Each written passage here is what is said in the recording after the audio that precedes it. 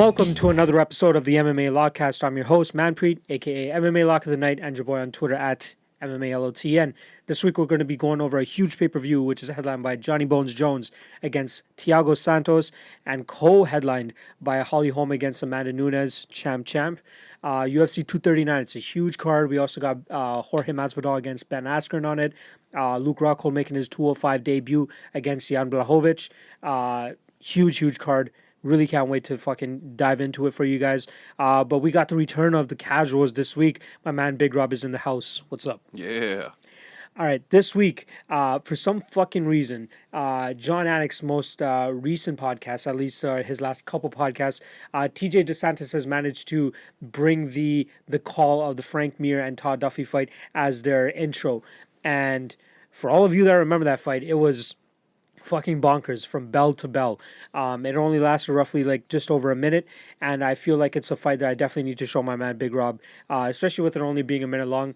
It's a quick, fun little fight that we can show him how heavyweights could be more so of a rock'em sock'em type of fight, and it would be a lot more entertaining for the casual fan. So let's get a casual's perspective on Frank Mir versus Todd Duffy. So I'm just going to start it off from right at the beginning.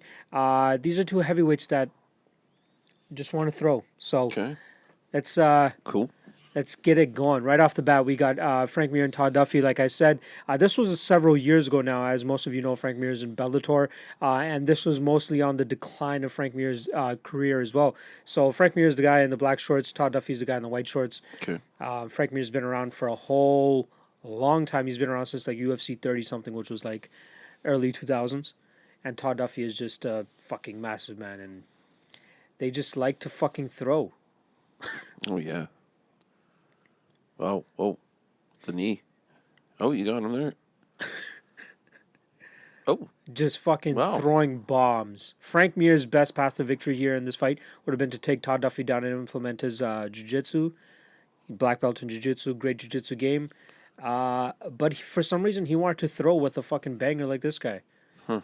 Look at that. For a solid 50 seconds straight, they've just been throwing bombs at each other. Clinches up for a big knee by Duffy in the clinch. He breaks away. And they just fucking go for it again. Huh. Whoa. Oh. More. Oh. Whoa. And Todd Duffy just crumples. That was it. If you guys are more so of a new fan, I would highly recommend going to watch this fight. It's only 1 minute and 13 seconds long. Todd Duffy versus Frank Mir.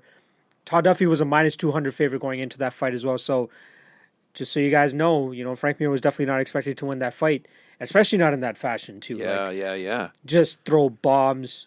They won fight of the night for that. Normally fight of the nights last longer than a minute. Out of 12 fights, you're going to give this fight the fight of the night. And it only lasted 1 minute and 13 seconds, but it was totally fucking worth it for 1 minute and 13 seconds. He just collapsed. It was like a picture perfect shot that landed on him, but the guy was being he was being crazy with it. It wasn't, it wasn't the smartest thing. Look, very wide, and then bam, right on the chin. That was it. And the way he crumpled to it, that last shot wasn't, yeah. The last one wasn't necessary, but still fucking, look how wide and like, oh my God. There. He had absolutely no respect for Frank Mir's stand-up game either. He was just like, you know what? This guy's not going to knock me out. And little do you know, he gets knocked the fuck out. Now, is he allowed to hit him when he's down? He can keep going until the referee stops him. Oh, right. So, right there, the ref. Like the second one that he wanted for that I ended up missing probably shouldn't have, he probably shouldn't have done that because the referee was already touching him. Yeah. But when you're in that, like, fucking zone. That kill zone, I completely understand it. But for sure. How fucking like a millisecond, just 1.5 minutes of just absolute chaos. I didn't think it was going to happen like that, right? Yeah, I thought they were going to just keep going at it and going at it and going at it, and who just physically looking at them too. You expect this young fucking stud to get the knockout, but this guy just stuck around and. So you hit him with the fist, or did it look like it almost happened so fast? It looked like his forearm. No, it was. Watch the second replay, which would probably be the best angle. Okay. He lands it right on the chin. This left hand, boom, like right on the chin, literally right here. Does enough to twist the brainstem and put the guy out. Oh, wow. And the best is this guy's reaction back here.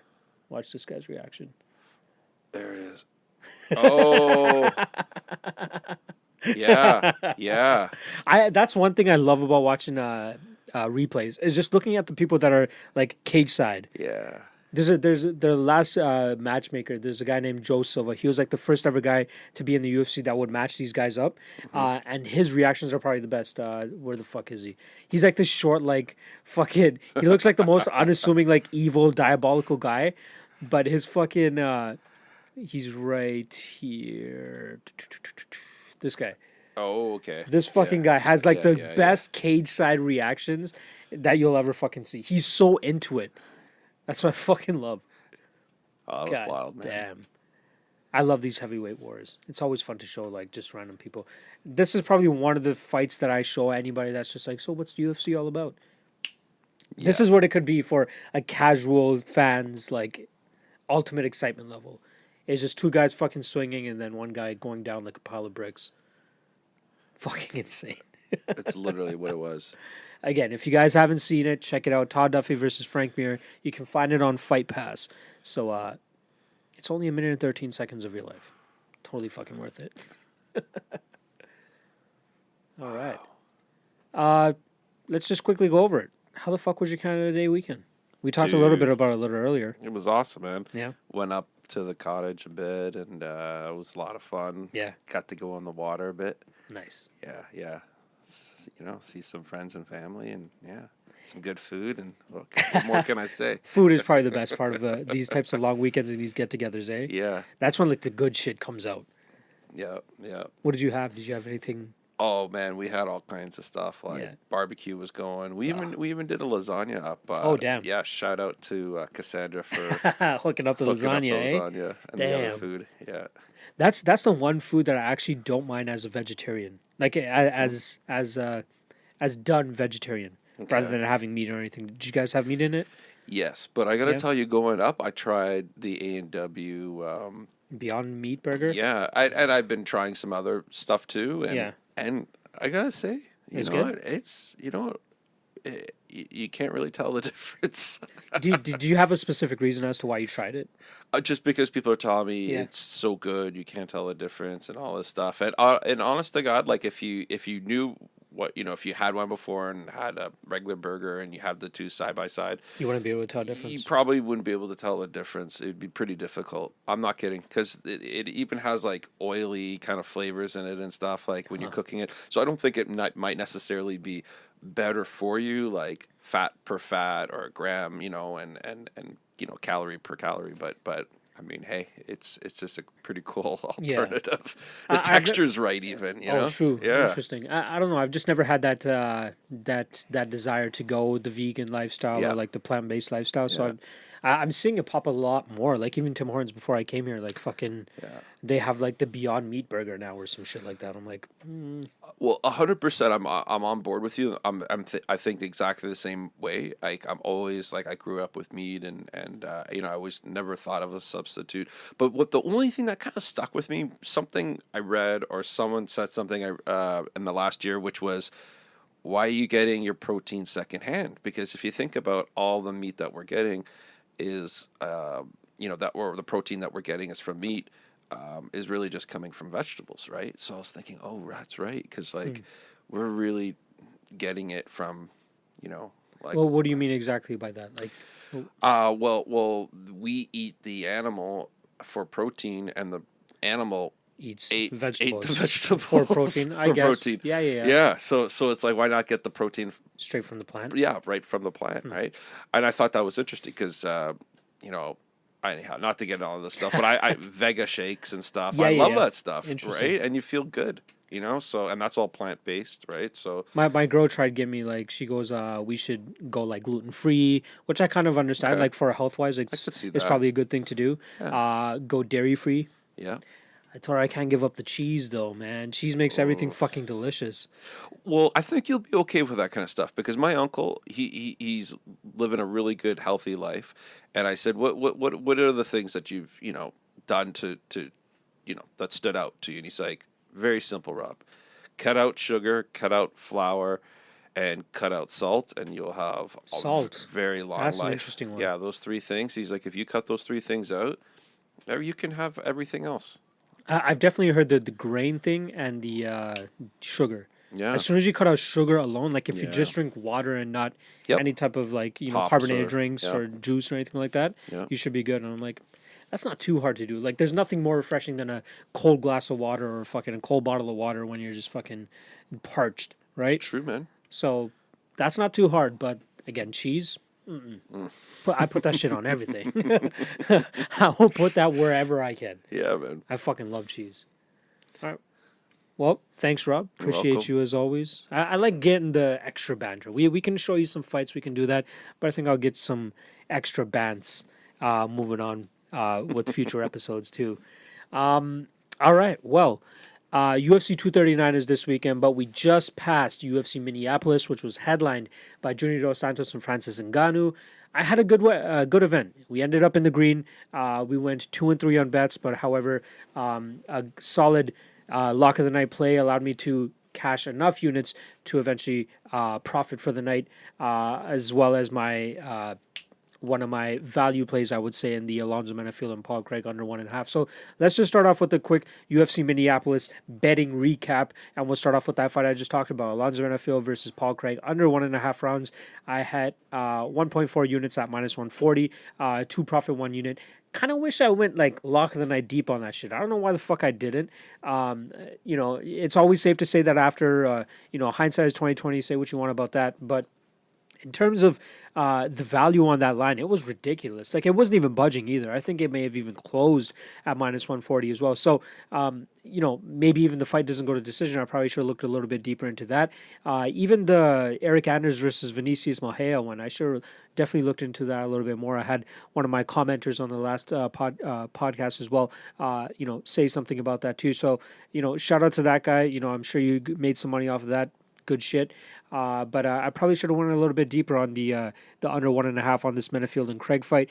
Kind of went the way that I thought. You know, I didn't think that Paul Craig was going to get him down, and then eventually Alonzo Menafield's strength, power, and knockout ability was eventually going to, you know, make Paul Craig succumb to a knockout finish, and that's exactly what happened. Next up, I had. We'll just go with the winning bets. My lock of the night play was Joseph Benavidez versus Jussier Formiga. I had 5 units on minus 162 on Joseph Benavidez. Somehow, some motherfucking way, this line got all the way down to minus 120. How? No fucking clue. I think people are just reading into the fact that Joseph Benavidez lost to Sergio Perez 3 fights ago and that he's on his decline, even though he just got 2 big victories over Dustin Ortiz and Alex Perez in his last 2 fights. And Jussier Formiga has been looking great. You know, he beat Davison Figueiredo coming into this fight. His stand-up has definitely gotten better ever since the last time he fought Joseph Benavidez. But I didn't think it was going to get good enough to the point that where he could dethrone a guy like Joseph Benavidez.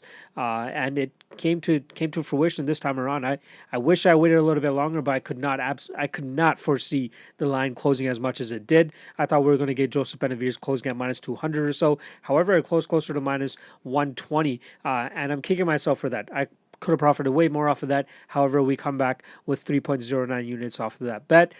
Happy nonetheless because it hit. And then we'll go into the unfortunate losing bets. So I had 3 pretty much dog of the night plays, starting off with the main event one. I had 1 unit on Junior Dos Santos at plus 211. I thought there was significant value there. You know, Francis Ngannou, he will always have that one-shot KO power that can put anybody the fuck out. But outside of that, we still haven't seen him tested in like the Stipe Miocic fashion. Not saying that Junior Dos Santos was going to be able to implement that, but I thought that if Dos Santos was able to stay away from that power, he would have a very good chance of winning because skill for skill, I still think he's better than Francis Ngannou. However, you know, possible chin issues, which I really downplayed leading up to this fight, I'm still downplaying because, yeah, it was a knockdown and he did get finished the TKO. It wasn't something severe where he was out cold or anything like that. So I'm still not going to say that Junior Dos Santos has chin issues. It's just Francis Ngannou hits like a motherfucker. But I also expected if this fight did get past a round and a half, that it would definitely be in JDS's favor, and that means that JDS was working the body, wearing Francis out, and would slow down Francis enough that he would be able to stay away from those big shots. But eventually it came down to him throwing that winging overhand right, which kind of, put him off a little bit in terms of balance. And then Francis Ngannou was, masterful in terms of following up with counters and making Junior Dos Santos pay for that. So -1 unit there on Junior Dos Santos. Another dog of the night play was 1.5 units at +162 on Anthony Rocco Martin against Damian Maia. I thought he had the significant advantage on the feet, which he did. And I thought that his athleticism and footwork was going to be able to keep him out of bad positions against Damian Maia. He did decent, but then eventually Damian Maia was able to clasp his hands and then just work Tony Martin against that fence. Absolutely irresponsible stand-up on behalf of the referee in that second round when Damian Maia was in full mount. Even as a guy betting Tony Martin, and it was probably definitely beneficial for Tony Martin to get out of that position thanks to the referee. But I was still kind of pissed. I felt bad for Damian Maia. He got him into a position that was probably the most dominant position you can get a fighter in, and the referee just takes it away because he thinks that there's too much stalemating going on. I did not agree with that. Regardless, Tony Martin comes on strong in that third round, or you can even say that Damian Maia just decided to throw absolutely nothing, and probably, is the definition of taking a round off, was that third round of Damian Maia. But the first 2 rounds were still enough for Damian Maia to take away the 29-28 decision against Anthony Rocco Martin, and we had one judge, I believe, scored it a draw, giving Tony Martin a 10-8 third round. I'm not complaining too much about it. Regardless, it still ended up being a loss, -1.5 units on Anthony Rocco Martin. And then lastly, I had a very small play, 0.25 units on Maurice Green to win by submission against Junior Albini at +725. I thought with the amount that Maurice Green seemed to be working on his jiu-jitsu even before that Jeff Hughes fight, I thought that he could catch a guy like Junior Albini who's been caught before, not just by Alexei Oleinik, but I thought that Maurice Green, if he was going to be able to hurt Junior Albini, which he did, I thought he would hunt for the submission a little bit more. However, he ended up following up with more punches and then eventually got the TKO. So close to cashing that +725 underdog bet. However, it was just a stab. So -0.25 units is not too. I'm not going to cry over that. So. Good win for Maurice Green. Unfortunately, he got it by TKO instead of submission. So that's -0.25 units there. And then, just put a bow on it, it was +1.34 units on UFC Minneapolis for a 15% ROI, and another lock of the night hit. So that pretty much capped off the first half of 2019 for your boy. Ended up -2-ish units. For the year, for at least for the first half of this year. I think I definitely had a better second quarter than I did the first quarter, so I'm definitely going to run those numbers and put them out for you guys on Twitter probably in the next couple of days or so when I get the chance. But we're rolling right into the second half, off a win, so, momentum's back on the side, and I think there's a lot of chalk on this UFC 239 card, which I'm going to get into now. It's kind of, I tweeted out earlier yesterday, that's kind of giving UFC Moscow a run for its money in terms of Chalk City. If you guys remember the UFC Moscow card from last year, I think it was headlined by Hunt and Oleinik. There was over a crazy amount of -400s, -500s, and we're kind of getting the same here. Like on fight day, on what is today? Tuesday of fight week, we have let's say just over -300 on 5 dimes. You got 1, 2, 3, 4, 5, 6 fighters above -300. So that's half of the fights on the card where we have a huge discrepancy in terms of odds. I think we're going to see that slowly close here. with some of these fights. I think a lot of people are going to be dog hunting here. I have one dog that I really like at the moment, and I'm probably actually going to, you know what? I will probably bet him while I'm recording this podcast once we get to that actual fight. So I see him at some odds that I really, really much like, and I'm surprised I didn't get my goddamn notification from Best Fight Odds yet in terms of the fact that this fighter hit the range that I want to hit him at. But you guys will hear about that as soon as I get to that fight. So UFC 239, like I said, top to bottom, great fight card. We got Ben Askren's return, Luke Rockhold going up to 205, Michael Chiesa against Diego Sanchez, the return of Gilbert Melendez against a young up-and-comer in Arnold Allen, Claudia Gadelha trying to bounce back from that Nina Ansaroff loss, Yadong Song, everybody's boy, Yadong, coming back to fight Alejandro Perez, the return of the Austrian Wonder Boy, Ismail Naurdiev, against Chance Rencountre, and as well as the UFC debut of the Panda. What is it? The Panda. What's her name? The Raging Panda, Julia Avila. So there's a lot of fun fights sprinkled throughout this card, as well as Edmen Shahbazyan, who's been on a crazy run as well. I like the card top to bottom, man. There's something in every fight that has me intrigued. Maybe other than the Marlon Vera fight, because I haven't really looked into Hernandez yet. I think his replacement just got announced last night, so I've had zero chance to look into that fight. I'll do my best to break down Marlon Vera for you guys, but I know jack shit about Hernandez. So let's learn together about who the fuck Nohelin Hernandez is. So without further ado, let's just fucking get into this card.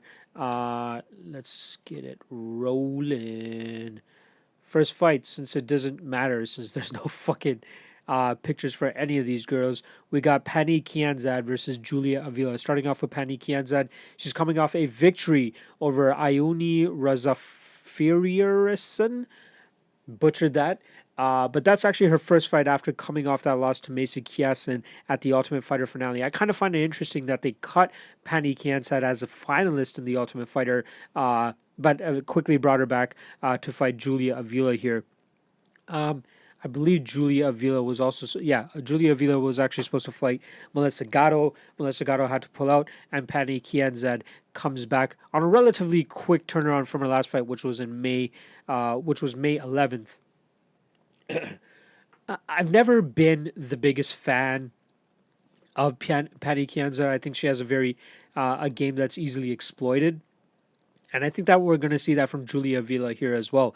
Some names that Pannie Kianzad has fought in the past. She holds victories over Jessica Rose Clark, Milana Dudieva, Lena Landsberg. Those are pretty much her most notable wins.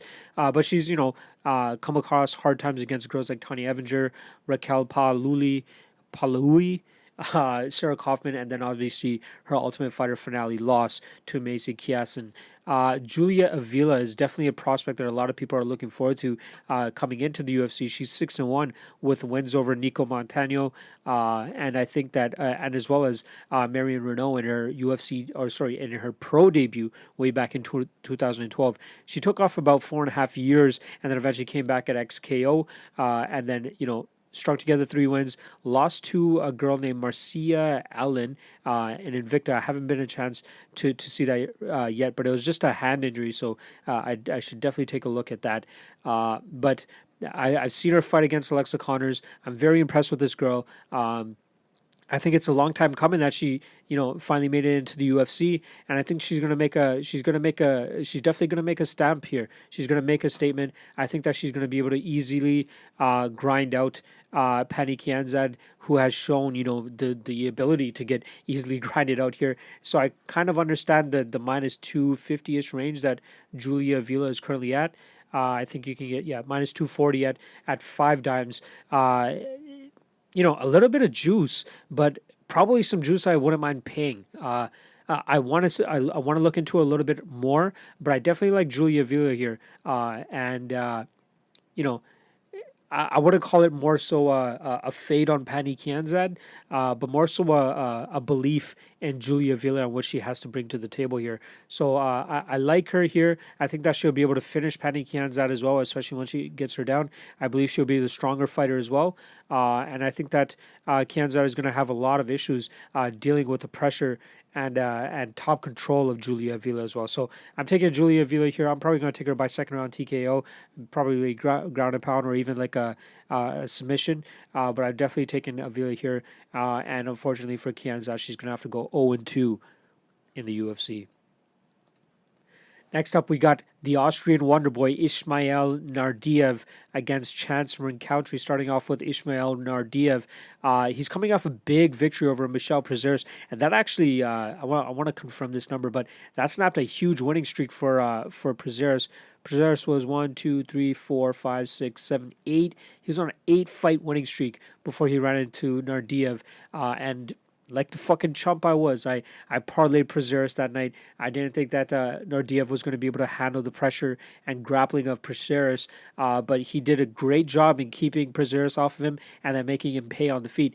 He obviously has his advantages on the feet, which is where I think that he's going to be able to piece up Chance Rencountre. Chance Rencountre, decent fighter, holding a win over Kyle Stewart in his last fight. But before that, his UFC debut, he dropped to Bilal Muhammad. Decent win over Kyle Stewart, but Kyle Stewart is no Ismail Naurdiev. I expect Naurdiev to get a KO victory here. I think that he's going to finish him probably in the third round. Definitely the better striker here. More potential as well. I can't wait to see what he turns into. Currently holding an 18-2 record. I think he's going to be a problem in this division for a lot of guys, and Rencountre is just another stepping stone for him. So I understand the heavy odds for Ismail Naurdiev, minus 500 currently. I just don't know if I would feel comfortable parlaying him here either. So this is obviously a fight or a card where I feel like a lot of guys that are super chalk may not deserve to be super chalk, and there could be definitely some live dogs here. So Ismail Naurdiev, I think he's the real deal, but I don't know if I would actually parlay him here. I will probably look at the fight doesn't go to decision odds and see if that's worth playing, because I do think that there will be plenty of openings for Naurdiev to finish this fight. But right now, it's a pass for me. At least betting these guys straight, it's a pass for me. Too much chalk on me, or too much chalk on Naurdiev for me to comfortably play him. So I'm going with Naurdiev probably by first round KO, but wouldn't play anything on this fight until at least I see what the props look like. Next up, we got Edmen Shahbazyan versus Jake Marshman. With Jake Marshman, you know what the fuck we're getting. He was lucky that his last fight against John Phillips was almost like a pretty much a mirror fight. Both guys are, sluggers. They like to have fucking barn burners. They like to just stand there and throw bombs, which is why he probably got a split decision against John Phillips.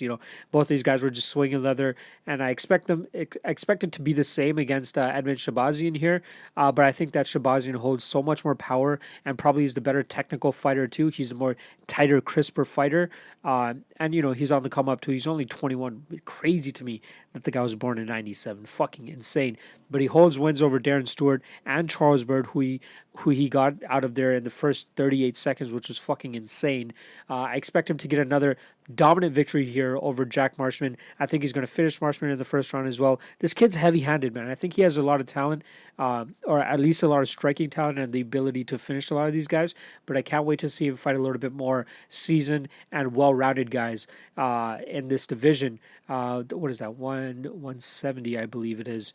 I don't know why the fuck I'm blanking on the weight division. 185, so middleweight. He's starting at 6'2", 74-inch reach. With Jack Marshman, you're getting a guy with 73-inch reach at 6 foot. It's Jack Marshman, fun guy to watch. He's been around the UFC for a little bit now, but he's never going to be that like top 15. He's never going to be that contender. And I think that this is just another stepping stone for Edmen Shahbazyan. And I truly believe that we're going to get a Shahbazyan that starches Jack Marshman. Maybe a fight doesn't go to decision prop on this is definitely something to look forward to. I honestly haven't even seen if look at that. We got some fucking props. Let's see what we're working with here. Fight doesn't go to decision. Minus 190. Very interesting. I'll definitely take a very good look at that because I think this is going to be a stand-up fight, and I think that Shahbazyan is probably going to knock out Jack Marshman. And we saw in Shahbazyan's fight against Darren Stewart, he had the ability to take these guys down. So I could see him definitely taking Jack Marshman down, and I think that he could even get a ground and pound victory there as well too. We have Shahbazyan inside the distance at -130. I like the -190 in case Jack Marshman lands some sort of Hail Mary shot against Edmen Shahbazyan. So I might look at that fight doesn't go to decision. I really like that right there. Let's see what the fight doesn't go to decision on Ismail Naurdiev is. -115. So maybe that's something that I'll probably poke as well, because I think that he has plenty of openings to beat a guy like Chance. But getting back to Shahbazyan, Jack Marshman, I'm going to say second round TKO for Edmen Shahbazyan. He might come up with a little bit smarter of a game plan. Maybe go like the Darren Stewart route, where he outgrinds the guy in the first round, then probably in the second round he puts it on Jack Marshman a little bit more and ends up getting the knockout. So I'm going Edmen Shahbazyan, second round finish. Next up, let's go right the fuck into my favorite, for at least, dog of the night. I'm gonna go with I'm talking about Yadong Song against Alejandro Perez. We'll start off with the Yadong Song. He's on a crazy run right now. He's 6 straight victories, 3 in the UFC: Barat, Kandare, Felipe Aranches, and Vince Morales. He was supposed to actually fight Alejandro Perez way back in March, had to pull out of that, but now they're squared up again roughly 4 months afterwards at UFC 239. One thing that was very evident to me in researching Yadong Song, even for his past fights, is this guy loves the fucking war. This guy loves to stand there and bang, almost to a fault. It's kind of crazy the amount of damage this guy has taken in. Even the fights that he's won, he's 21. He's had 18 fights. He's had 18 fights. His fucking pro debut was in 2013, which would make him 16 years old when he had his fucking pro debut, which is insane, which is probably illegal in the majority of the MMA world, but somehow in China they're going to pull this shit off. Regardless, I think in this fight against Alejandro Perez, this is probably the most complete fighter he's fighting in his UFC career. Alejandro Perez is a guy that I've always kind of looked down upon and believed that, wasn't the best. I thought he was, on the cusp of top 50, never really going to be, a top 15 guy, never really break the rankings. But he definitely showed me in his Matthew Lopez fight and in his Eddie Wineland fight that this guy's kind of here to stay. Like, I believe that his growth is one of the better growths that we've seen in the UFC. As an all-around fighter, from getting takedowns to be a really good striker, takedown defense, he's definitely improved. It's insane to me how good he has actually become. Will he become a contender? I don't think so. I think we should pump our brakes on that a little bit. But should he be a plus 200 favorite, or sorry, a plus 200 underdog to a guy like Yadong Song, who, kind of just likes to throw discipline out the window and just throw bombs? Probably not. I think this is a fight that Alejandro Perez could absolutely take advantage of Yadong Song and make it more of his type of fight. I think that he can make this a dirty fight. I think that he can make this his type of fight. I believe that he'll be able to mix in takedowns, mix in the tighter technical striking, whereas Yadong Song is going to try to want to come in there and he's going to want to make it a war. I don't think Alejandro Perez is going to get sucked into that. Eddie Wineland tried doing the same thing, and Perez showed great composure, great discipline, and was still able to pull out the victory there. He ran into a tough competitor in Cody Stamann his last time out, but I'm not expecting Yadong Song to have a takedown game and the grappling expertise of a Cody Stamann, which is why I think that plus 200 is a little crazy. I think a lot of people are on the Yadong Song train, me included, but I probably wouldn't bet him above, minus 170-ish, maybe even minus 175, like even maybe minus 150. Maybe that's my line for Yadong Song, but I think anything over plus 200 is a little bit disrespectful of Alejandro Perez, and I'm definitely going to take a shot on it. And just to show you guys how fucking serious I am, I'm actually going to bet him right now. I'm going to drop 1.5 units on Alejandro Perez. Before I fucking miss this line, give me a sec.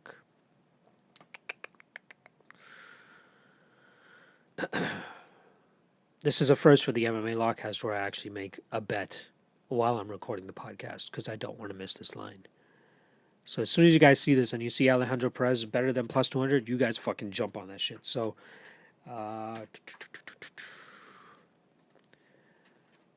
plus 206 on Sportbet. Even better. Let's fucking run with that.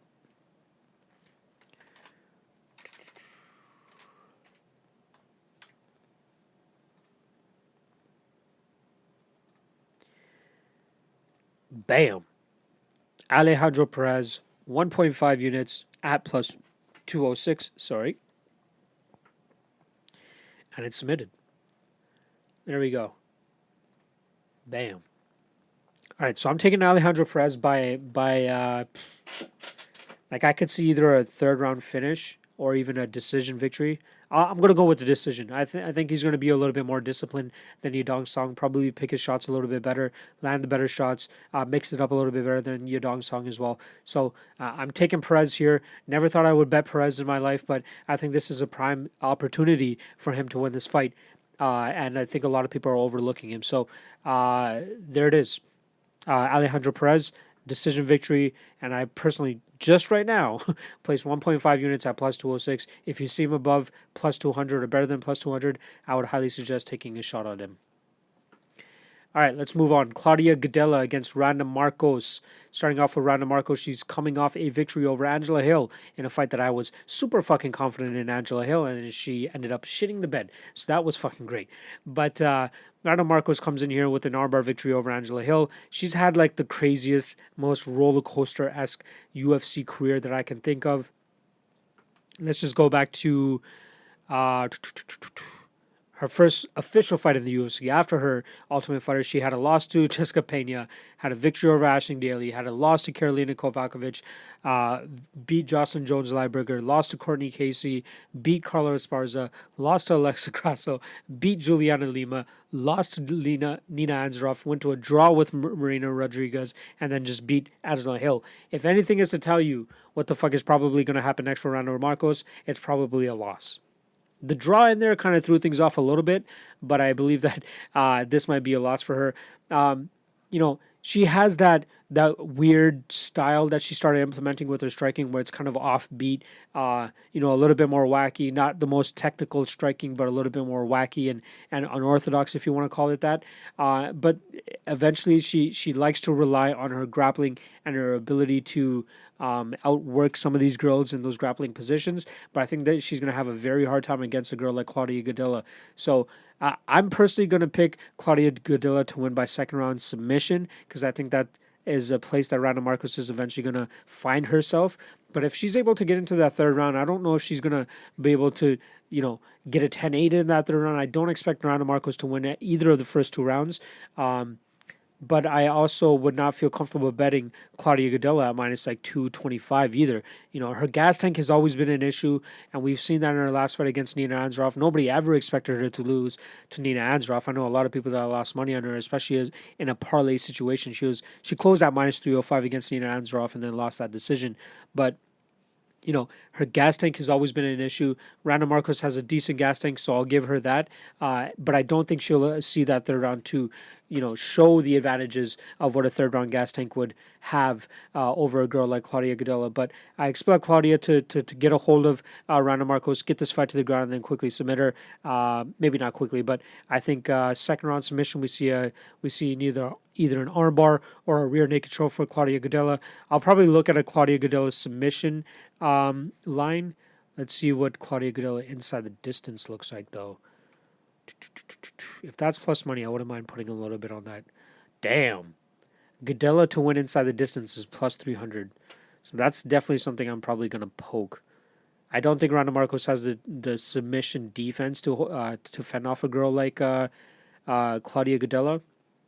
So I think plus 300 for inside the distance on Claudia Gadelha has a lot of fucking value. So I would definitely think about playing that.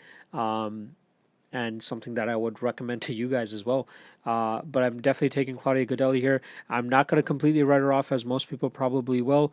I think that she has a really good chance of winning this fight and still cementing herself as like a top 5 girl in that division. And And I don't think a girl like Randa Markos is going to beat her. Her style plays right into the style of Claudia Gadelha, and it's going to be unfortunate, but I think that Claudia Gadelha gets this victory over my fellow Canadian sister, Randa Markos. So Claudia Gadelha, second round submission over Randa Markos. Next up, UFC still fucking has Sean O'Malley against Chito Vera, but Chito Vera is now fighting a guy named Nohelin Hernandez. This fight got put together last night, so I had absolutely zero time to look into this guy.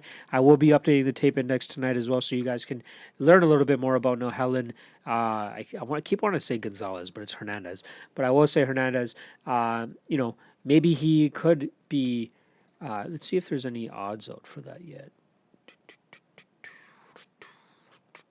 No odds yet. So.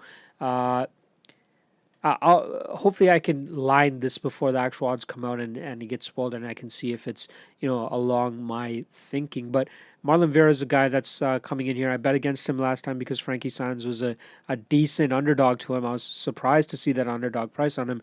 But Chito Vera comes out with like a bat out of hell and completely stuns and finishes Frankie Saenz in a weird turn of events. I did not expect that to happen at all. And I still don't think highly of Marlon Vera. I don't know what the fuck it is. I wasn't going to bet Sean O'Malley here.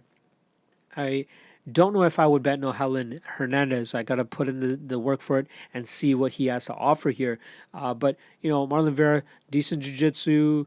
I'd say above average jiu-jitsu, becoming a better striker as well, learning to use his reach, learning to use his lankiness. So I think I guess he's still developing. I don't know what it is, but just something about him. I just don't have the best feel about Marlon Vera, and I don't know. I still don't think he's a legitimate guy. He needs to get a couple more victories here, and this Nohelin Hernandez guy making his UFC debut should hopefully be an easy victory here for Marlon Vera. With Nohelin Hernandez, the last time he fought was November of last year against a guy named Kyle Reyes for Tachi Palace Fights, who I'm surprised is still putting on fights. I thought those guys folded a long time ago. But he had a fight scheduled for June 15th. I'm not sure if, that was actually a boxing bout. So he was actually supposed to fight Anthony Birdcheck. Interesting. He's supposed to fight Anthony Birdcheck. Where was this fight supposed to happen? For LFA. So I guess he had a fight that he was getting ready for, so I guess he's pretty much in shape. I just want to see what he has to present. He has a 10-2 record. Any notable names? No names that I really recognize on his pro or amateur record. The guys have a decent, his opponents have had decent records, 13-5 last fight, 13-5-1, 7-3, 6-2, 3-0, 3-0, 7-3. So he hasn't been fighting complete can crushers. He's beaten Martin Day, who's also in the UFC as well. So that's one name I would say. But I don't want to say anything about his technique. I don't know much. Most of his wins have come by decision. All of his wins have come by decision, except his earlier fights. So again, not much to say about Nohelin. I'm not even going to give you guys a prediction on this because I have no idea what to expect with Nohelin. So not the biggest fan of Chito Vera, but I'm not sure if this is the spot to fade him again like I did last time, and it stung me, but it is what it is. Next up, we got Gilbert Melendez versus Arnold Allen. Gilbert Melendez fighting for the first time since September 2017, which is when he lost to Jeremy Stevens. He's completely fallen off a cliff, absolutely fallen off a cliff. He's an absolute world beater in strike force, beating guys like Tetsuya Kawajiri, Shinya Aoki, Josh Thompson a couple of times, Jorge Masvidal. Comes over to the UFC, loses a split decision to Benson Henderson, has an absolute war with Diego Sanchez in his next fight, and then, strings out 4 straight losses, which is the streak that he's currently riding. So he had a title shot against Anthony Perez, which is what he got guillotined by in the second round. Then lost a split decision to Eddie Alvarez. Then lost a decision to Edson Barboza. I was actually live for that in Chicago, which was headlined by Holly Holm and Valentina Shevchenko. And then lost a decision to Jeremy Stevens at UFC 215 in September of 2017. So he's always been a pretty good all-around fighter. Good jiu-jitsu. That guillotine that Anthony Pettis was able to catch him with was very shocking to me, to be honest. I thought that was a fight that he was going to be able to easily grind out and beat Pettis, but Pettis, was just fucking Wonder Man during that run when he had the title against, Benson Henderson, Gilbert Melendez, and then eventually lost it to RDA in his next fight. But Melendez has just not been able to string it together in his UFC career. He's 1-5, and now he's coming in against a young up-and-comer after just close to 2 years off. That's probably the most concerning thing about this fight. You guys know how I feel about guys who are coming off of extended layoffs, and this is no different. Arnold Allen is a fucking problem. He's running a 7-fight win streak. Beating guys like Makwan Amirkhani, Mads Burnell, Jordan Rinaldi, who's a strong wrestler in his own right. I think he's going to have the advantage here against Gilbert Melendez. Melendez is getting up there in age. Obviously not fighting as often either. He's 37. I think Arnold Allen is going to be the stronger, faster, quicker guy here, more athletic now too. Probably has. He'll have the speed advantage, which will probably give him the advantage on the feet. I believe Melendez still has a little bit of power in his hands because that's normally the last thing to go. So that's probably one thing that you have to worry about here with Arnold Allen. But in terms of the grappling, I think that Arnold Allen should be able to stay out of any type of jiu-jitsu issues that Gilbert Melendez may bring. So I've seen a lot of people parlay Arnold Allen. A lot of people are super, dead set on him, thinking he's like, not to use my own cliche, but the lock of the night. And I don't know if I feel comfortable betting Arnold Allen here, man. He's 14-1, 25.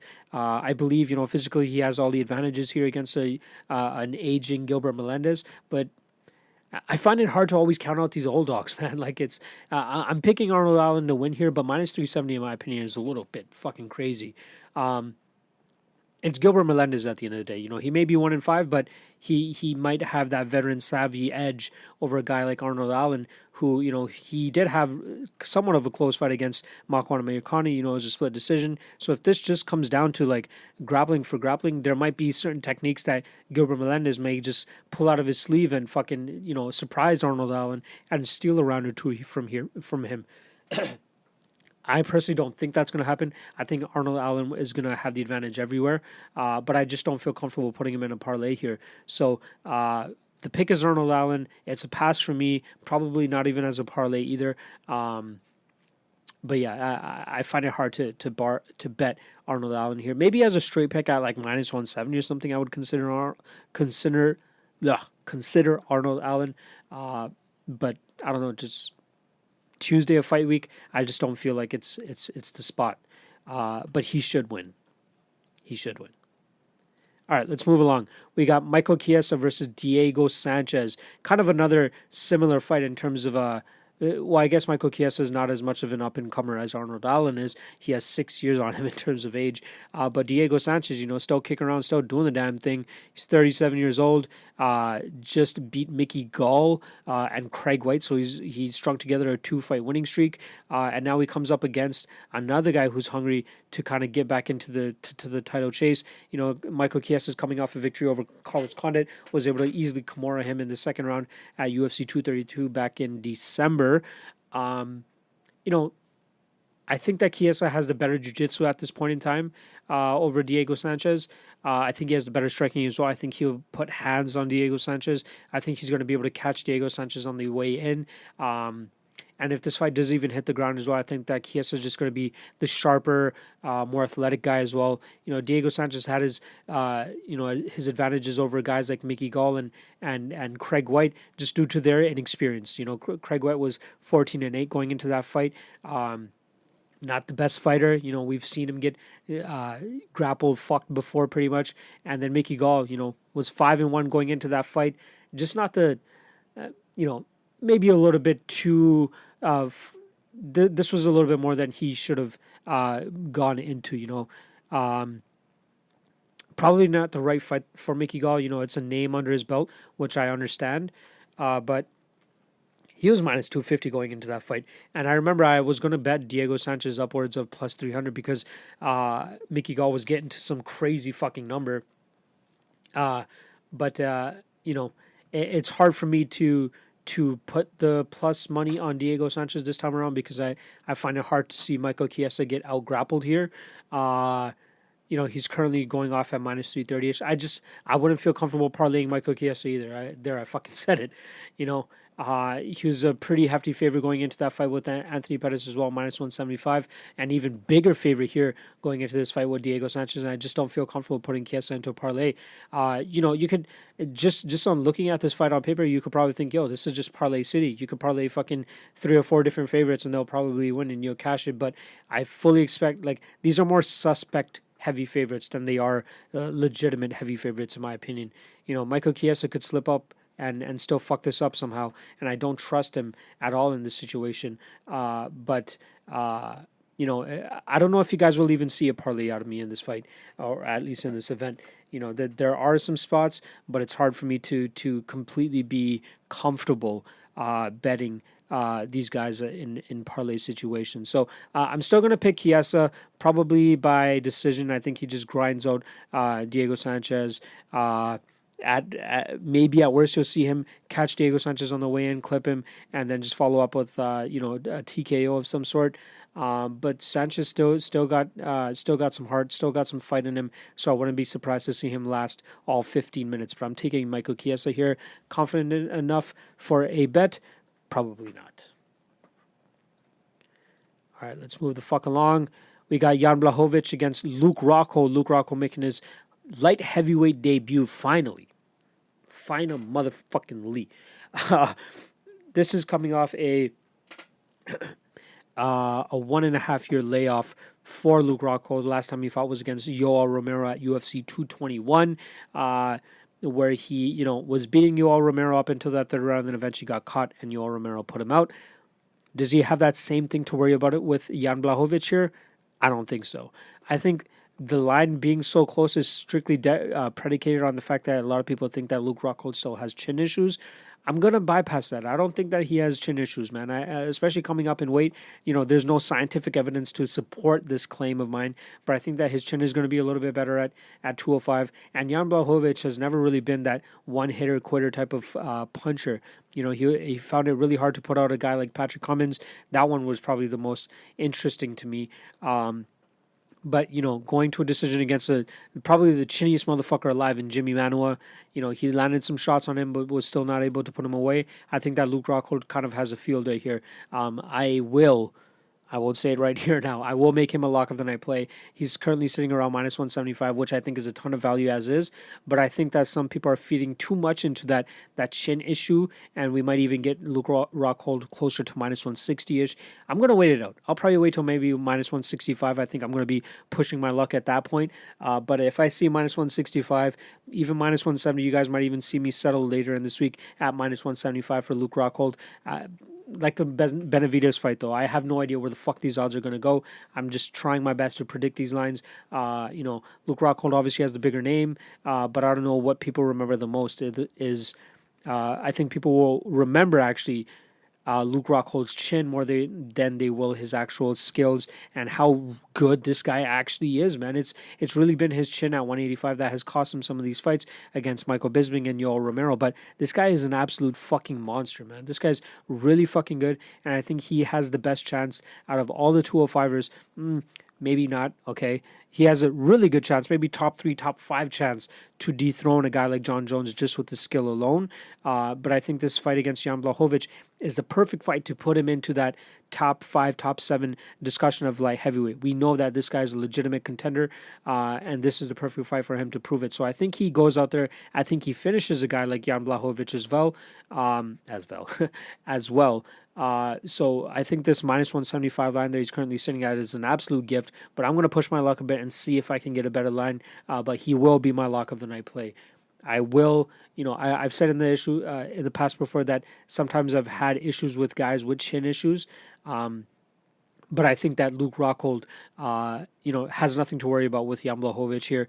I think Jan showed off his improvements in terms of getting fights to the ground and mixing things up, which is why he was able to get victories over Nikita Krylov, Jimmy Manuwa, Jared Cannonier, but then still fell victim to Thiago Santos, which is a fight that, I bet him as a lock of the night play. I thought that was an easy bet, but he still found a way to lose that fight, and I think that Luke Rockhold absolutely will demolish Jan Blachowicz here and is absolutely deserving of the lock of the night play moniker, and it's a complete steal to get him anything better than minus 200, even minus 250 to be honest. But I'm taking Luke Rockhold probably I'm going to take him by second round submission. I think that he taps out Jan Blachowicz here. Or gets a TKO. He gets top mount and then rains down elbows. It's up to Jan Blachowicz whether he wants to take those elbows and get a TKO loss or give up his back and get a submission loss to Luke Rockhold. But I think Rockhold gets the motherfucking victory here. Next up, third last fight of the night, we got Jorge Masvidal against Ben Askren. Ben Askren 19-0 coming off that victory over Robbie Lawler, which was that bulldog choke. We all remember the controversy behind that, insane fight. Almost got finished by Robbie Lawler, showed his grit and heart, and eventually stayed in there and choked out Robbie Lawler, if you want to call it that. And now he comes into this fight against a very game Jorge Masvidal. I don't want to, no pun intended with the game-bred moniker that Jorge Masvidal has, but I think this is a very tough fight for Ben Askren. He's currently sitting at minus 235, plus 195 on Jorge Masvidal. I believe Masvidal obviously has the advantage on the feet. Will he be able to keep the fight on the feet? That's where I think he falters. If this turns into like I don't see this turning into like a Ismail Naurdiev versus Michel Prazeres type of fight, because I believe Ben Askren has way better ability to get this fight to the ground than Prazeres did. But I think that as long as this fight stays standing, Masvidal is going to be able to piece up Ben Askren and make it a very tough fight for him. But as soon as Ben Askren gets a hold of him, I don't think that Jorge Masvidal is going to, one, get him off of him, two, get up. That's just being completely honest. Ben Askren is going to... I think this is a tailor-made fight for him to show off his ability to get this fight to the ground and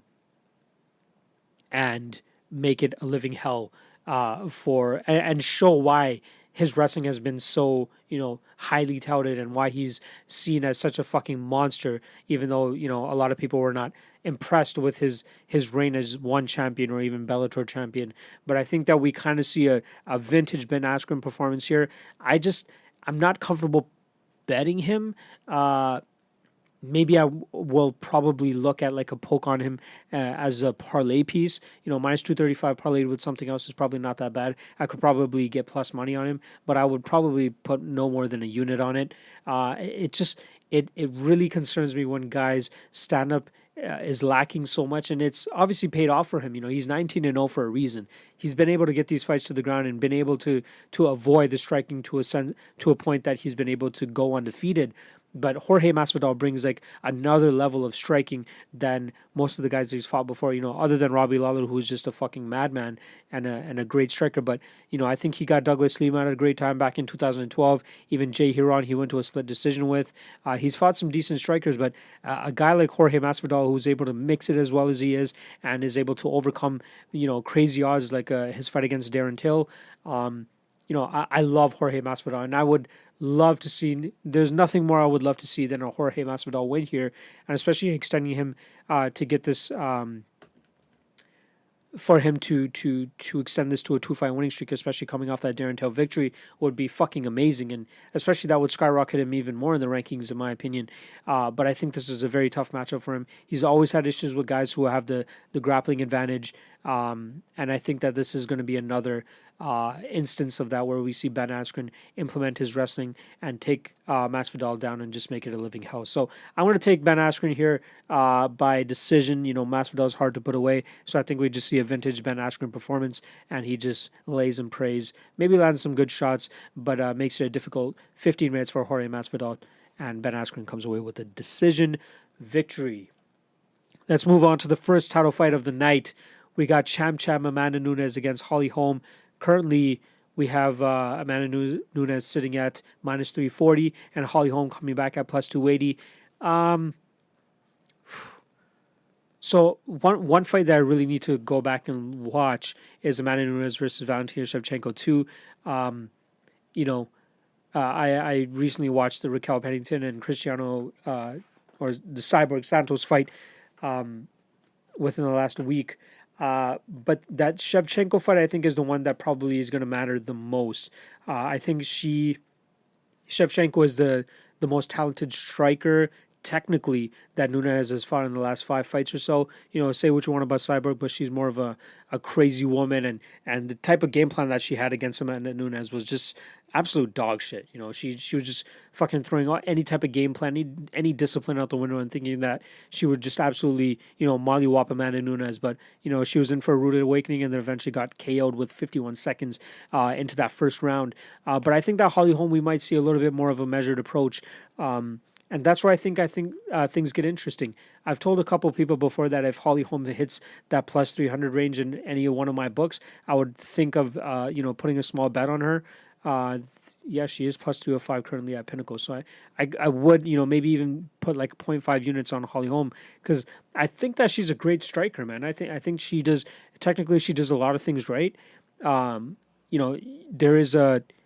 There is a argument that she could have won that Jermaine Durandamy fight as well. She showed her striking expertise against a girl like Betch Correa, who was just, levels and levels below her. But that Justino fight, she had issues with the power striking of Justino, or Cyborg, I should say. But then she was able to change up her game plan pretty quickly against a girl like Megan Anderson, who had early success against Holly Holm, and then Holly Holm on the fly changed it up, went to a more grappling heavy game plan, and eventually pulled out the victory there. I think Amanda Nunes has way more killer instinct than Megan Anderson, and probably way more killer instinct than the Cyborg that we've been seeing of late. And I think that I'm going to pick Amanda Nunes to win here. I think that she could probably finish Holly Holm within 2 rounds or so. But I think that if this is more of a point fight, and Holly Holm is super measured and super disciplined and tries to, I fully trust Jackson Wink, and especially with how close that Holly Holm is with Jackson Wink and how close she is with the coaching staff and how long she's been there too. I think they have a very good opportunity to come up with the perfect game plan to beat a girl like Amanda Nunes, but it's hard for me to absolutely see that happening and being 1 unit confident in terms of putting a bet on Holly Holm. Maybe a 0.5 unit at plus 300, which is what she currently sits at. I think there's some value there for sure. She is still a world-class striker. I think she's a great striker. But Amanda Nunes has showed time and time again that she comes back as a better fighter every single time. But I don't know. I'm going to consider that possible bet on small bet on a Holly Holm strictly for value reasons, but I am going to pick Amanda Nunes to win here. I think that she finishes Holly Holm in the second round. Her knack to go after a finish after hurting a girl is just unparalleled, and I think that she will land on a Holly Holm at a certain moment. And we've seen Holly Holm rocked and hurt in other fights before, but I think that Amanda Nunes has the best killer instinct out of all the fights that she's fought, all the fighters she's fought in the past. So I think it's going to be very tough for Holly Holm to pull out a victory here. But again, I wouldn't bat an eye on anybody that took a shot on Holly Holm at plus 300. And I may be one of them. I don't know yet. But official pick, Amanda Nunes, second round TKO. All right, let's move right the fuck along to our main event. Johnny Bones Jones against Thiago Marreta Santos. John Jones, what the fuck can you say about this guy?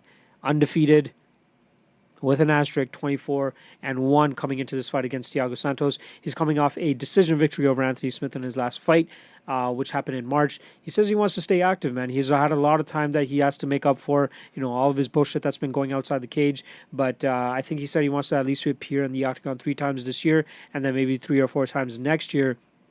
So a ton of time for him to make up for. And, luckily for him, there's a Rolodex of guys for him to slowly sift through. There's a lot of guys coming up to that top of the light heavyweight division that are very deserving of title shots and probably are like 1 or 2 fights away from that. So, I'm not too mad at Thiago Marreta Santos getting a title shot, especially over a victory of a guy like Jan Blachowicz, was kind of a top 5-ish, top 7 staple in the light heavyweight division. So Thiago Santos, going on a little bit of a streak after coming up from middleweight, beating guys like Eric Anders, Jan Blachowicz. I believe he beat Jimmy Manuwa as well in that crazy fight that they had at UFC 231. But in this fight against John Jones, he's just completely outskilled here, man. It's gonna be tough to see a guy like Thiago Santos, even land some sort of Hail Mary shot against a guy like John Jones. John Jones said it perfectly. I forgot which interview it was. He said it. Maybe it was the Ariel Hawani interview he did a week or two ago. But he said he's more worried about guys that have a game plan that is just not, swinging for the fences, because John Jones has fought a lot of guys in the past that just like to swing for the fences, and he has great game plans to combat a guy like that. I think that he'll look to get this fight to the ground ASAP and probably just, elbow Thiago Santos into nothingness. He's minus 600 right now, plus 450 on Thiago Santos coming back. But I think that John Jones, we're going to see a great performance from him. I think we're not going to see as much of a measured approach as he had against Anthony Smith. I think we're going to see John Jones going for the kill here and going for the kill with grappling. I think that he'll find a way to close the distance intelligently, get Thiago Santos to the ground, and I think from there he's going to have an absolute molly-whopping. He's 6'4", 84.5-inch reach, whereas Thiago Santos is 6 foot, 76.5-inch reach. But when you guys saw these guys kind of facing off against each other, it's insane the size advantage that John Jones has. He looks in absolutely at least maybe 2 weight classes bigger than him. It's insane. And one thing I just realized, man, Thiago Santos is 35, so this is pretty much. He needs to get this victory here. Otherwise, go down to middleweight, see if he can string together a couple more wins again, and maybe fight for the middleweight strap. But you're not beating John Jones, bro. I love Thiago Santos. Everybody's a big fan of him. The style that he brings. But I don't even think a Hail Mary shot here is in the books for him. John Jones is just too intelligent, has a significant reach advantage, significant size advantage. I think as soon as he gets close enough to Santos to get this fight to the ground, he's going to be able to, without much resistance, and then it's just going to be a quick, short night for Thiago Santos. So I don't think there's much to break down here. I don't think that Thiago Santos is going to land any crazy Hail Mary shot. I think that maybe the fight doesn't go to decision. Parlayed with something is probably a good spot. What's Jones inside the distance? Jones inside the distance is minus 230. I think there's some value there. I'd say there's some value there. I might actually bet him to win inside the distance. I don't see Thiago Santos being able to go all 5 rounds, withstanding John Jones's takedowns and surviving off of his back. So I think there's plenty of value at minus 230 for Jones to win inside the distance. Man, that might even be a second lock of the night play for me now that I'm thinking about it. Minus 230 is a great price for, the skill gap between these guys. The fact that John Jones is not a minus 1,000 favorite here is just strictly based on the fact that people think that Thiago Santos has that chance to hit, that Hail Mary shot. He's gone from plus 520 down to plus 425, then back up to plus 525 to plus 500 to plus 415 to plus 450. So there's been a little bit of a roller coaster from like the plus 520-ish range to the plus 450 range. But I think that's just people, thinking that Thiago Santos is going to land that Hail Mary shot. I just don't see it happening. I think that we see John Jones finish him here and not have much resistance once this fight gets to the ground. So I'm taking John Jones, let's say second round ground and pound finish, or even a choke, maybe snatches on some sort of guillotine or a rear naked choke. But I think that John Jones finishes this fight. Thiago Santos is going to blow his load in that first round and a half, and then John Jones is, if he doesn't get him down in that first round, he's definitely going to get him down in that second round and look to finish this fight really quickly. I think he wants to put on a statement as well, especially after a fight against Anthony Smith. A lot of people that he was going to be able to finish relatively quickly. I think Thiago Santos's knack for not ever going to a decision will definitely feed into John Jones winning this fight inside the distance as well. So I'm going to take John Jones. What did I say? Second round finish. I don't know if it's going to be a KO or submission, but I definitely like John Jones to win here. That's a fucking wrap. That's UFC 239. What do we got next week? UFC Sacramento, I believe, is next week with Aspen Ladd against Jermaine Durandamy. Great card in terms of odds. I've seen a lot of people already talk about it online on Twitter. A lot of people are saying that there's a lot of live dogs on this card, and I believe them. I'm not going to share with you guys as of yet But I can't wait to dig deep into that a little bit more. There's still a couple of things I want to shore up for UFC 239, especially that Hernandez and Vera fight. Maybe see if that there's some possible value on Hernandez if those odds come out at a certain number. I love the plays that I have for this card so far, man. Only just the Alejandro Perez bet that I made earlier in this podcast, but Luke Rockhold, more than likely a lock of the night play, and then John Jones inside the distance, more than likely a lock of the night play as well. So, me and Tony are going to be back in the studio tomorrow to record an episode of the Combatidores. I hope to have that out for you guys by Thursday. I believe I should have the Lock-Cast done for you guys tonight, which is Tuesday night, probably available for you guys to listen to on Wednesday. Tape Index will be updated as well as soon as possible with Nohelin, Hernandez, especially coming in against Marlon Vera. What else do I got? Yeah, Combatidores, Lock-Cast. Check me out on Twitter at MMA LOTN. Check the website, MMALOTN.ca. I will be doing a mug. Excuse me. I will be doing a lug. I will be doing a mug giveaway, Lock of the Night giveaway for this UFC 239 event. Last time I did it strictly for YouTube. This time I'm going to go back to Twitter. So if you guys want to go in on that, just make sure you check out my Twitter feed. I'll probably have it pinned or somewhere near the top of my timeline in terms of the details. But it'll probably be around the same thing that I did for like the YouTube. Pick a winner, pick the round and method. Whoever wins, if there's multiple winners, they'll be put into a draw, and the winner of that draw receives a mug. If you guys remember, I have a bunch of those mugs with MMA quotes, funny ones still sticking around. I want to fuck Chuck, Thug Rose ×3. There's a bunch of other ones that I got. Just check out my timeline pictures, and you guys will find them all there. But that's pretty much about it on my side. I'll be, again, like I said, I'll be back tomorrow to record Combatidores. I'm gone to Montreal this weekend, so I won't be watching 239 live. I'll be at a wedding. It's one of my, closer cousins, so I'm not too mad about it, but it's always unfortunate that a lot of people like to fucking have their weddings on the most popular weekend for UFC, which is International Fight Week. But I'll be watching the fights probably the next night. Wait, now that I'm thinking about it, Saturday morning is the ceremony, Sunday night is the reception. So actually Saturday night I'll probably be able to watch the fights live, so bam, sick. I don't know why the fuck I didn't think about that before. So, no, I won't be sad because I'll probably be watching the fights live. Hopefully we come out on the winning end and I can have a successful party the night after. But, that's pretty much about it. I'll be back Monday from Montreal.